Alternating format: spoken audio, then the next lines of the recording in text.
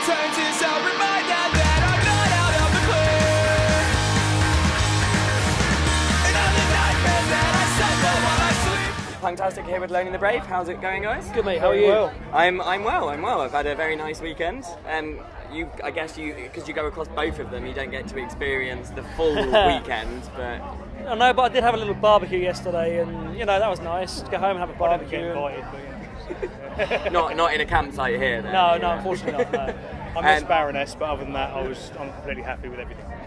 I mean, did you manage to catch many bands? Do you get opportunity? Do you know what? It's really gutting, especially this time. And it's not hardship, but there's a lot of bands in the bill that I'd love to go and watch.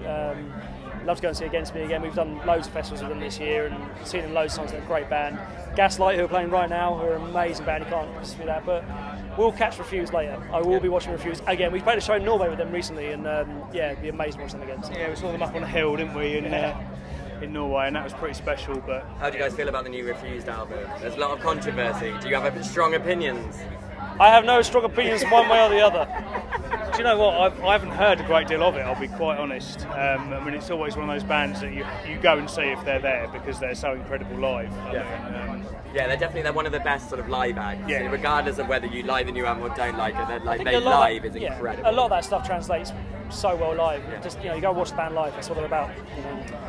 So how do you guys feel now? You've done Reading and Leeds. You've played the main stage of both of them. Do you know what? Without sounding like I'm being miserable about it, it's a weight off my shoulders. It's a big deal for us, man. 3 years in a row, Reading and Leeds. We went from the introducing stage to the BBC Enemy 10 last year, and this year the main stage.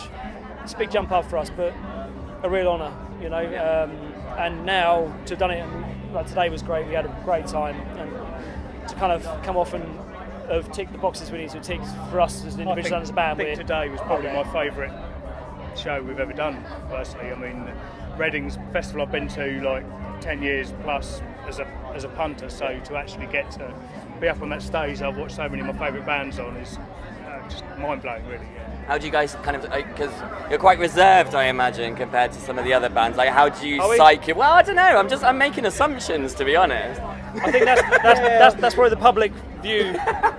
I don't know. No, we're not crazy, but I just mean in terms of like psyching yourself up. Do you like? We jam a little Springsteen, we sit backstage and listen to Springsteen and a bit of Pearl Jam, and that's about it really.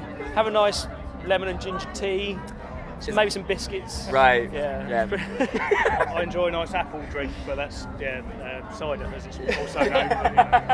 It's another story. No, we do. We've got some of our favourite bands, man, and that's about it. Just get in the mood and get there and go for it.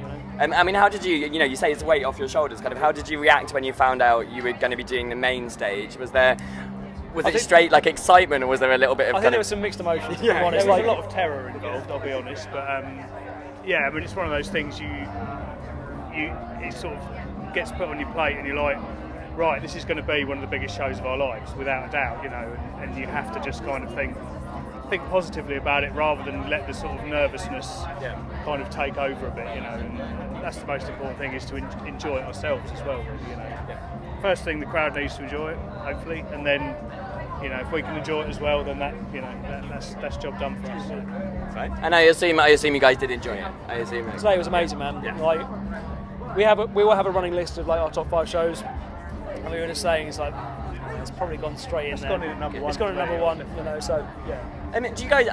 Because obviously your sound's quite atmospheric. Is there anything you do differently in sort of a live, open setting, like a main stage at a festival, than you would do in an intimate show? Do you know what? No, I mean, we were talking about this earlier on. Like, we can only do what we do as a band. If we try to change anything, something inevitably will go wrong. Yeah. So like, we are what we are, and we're lucky enough that some people seem to dig that, and that's cool. So I think we just do what we do.